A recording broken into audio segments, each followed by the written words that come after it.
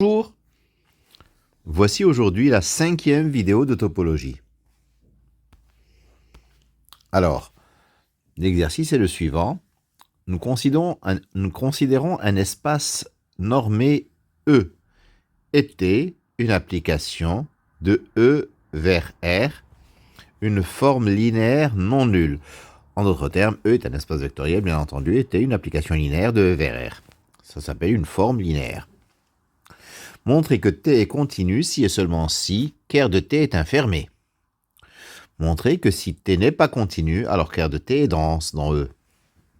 Alors la première question, montrons que T est continu si et seulement si ker de T est infermé. Alors, supposons que T est continu. Montrons que ker de T est fermé.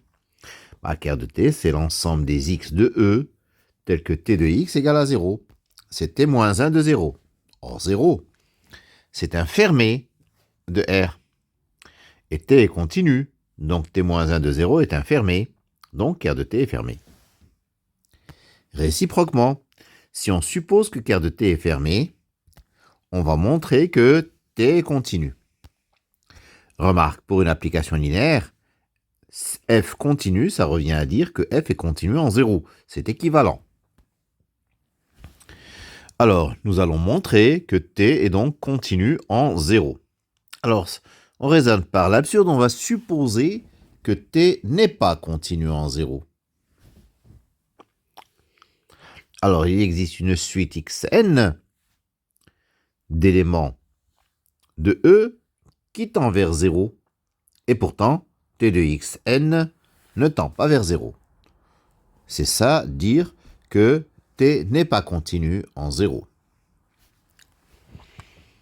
Alors, dire que T de xn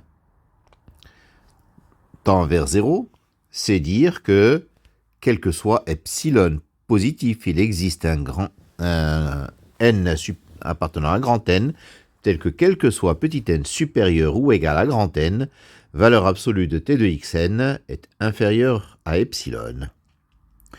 Donc, dire que T de xn ne tend pas vers 0, donc c'est nier cette proposition. Donc, ça revient à dire qu'il existe epsilon positif, tel que quel que soit n appartenant à grand N, il existe un n supérieur ou égal à grand N, tel que valeur absolue de T de xn est supérieure ou égale à epsilon. T est une forme linéaire non nulle. Donc T est surjective.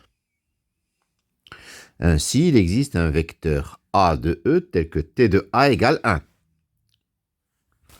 Parce que tout élément de R est atteint par T, bien sûr. Nous allons poser UN égale A moins xn sur T de xn. T de UN vaut 0. Bah oui, parce que T de UN, c'est T de A, c'est-à-dire 1, moins T de xn sur T de xn. T de xn sur T de xn, ça fait 1. Donc ça fait 1 moins 1, ça fait 0. Donc T de UN égale à 0. Donc UN appartient à un quart de T. Norme de UN moins A, c'est norme de xn sur T de xn, sur valeur absolue de T de xn, plutôt.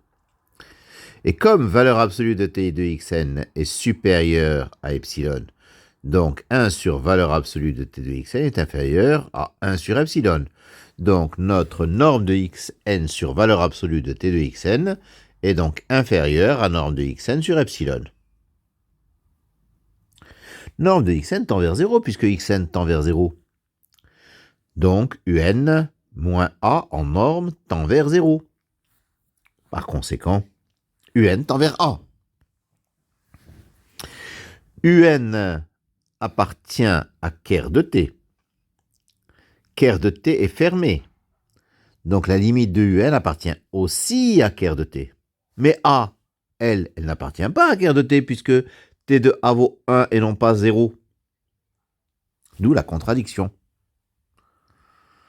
Donc T est continu.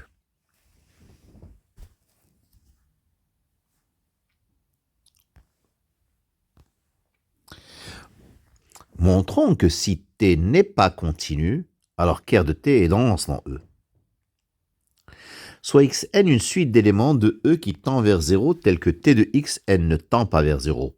parce que ça traduit le fait qu'elle n'est pas continue. On a vu qu'il existe un epsilon strictement positif tel que t de xn en valeur absolue est supérieur à epsilon. Alors, soit U un élément de E tel que t de U égale A. A un réel cette fois-ci. Alors, U, je peux l'écrire. U moins AXN sur T de XN plus AXN sur T de XN. Je vais poser UN égale U moins AXN sur T de XN. T de UN, je le calcule, ça fait bien sûr 0. Ça veut dire que UN appartient à quart de T. Norme de AXN sur T de XN, c'est valeur absolue de A sur T de XN fois norme de XN, qui est inférieure ou égale à valeur absolue de A sur epsilon fois norme de XN. Norme de XN tend vers 0. Donc UN tend vers U. UN appartient à quart de T. Donc tout élément de E est limite d'une suite d'éléments de quart de T. Par conséquent, ceci traduit le fait que quart de T est dense dans E. Voilà, je vous remercie de votre attention.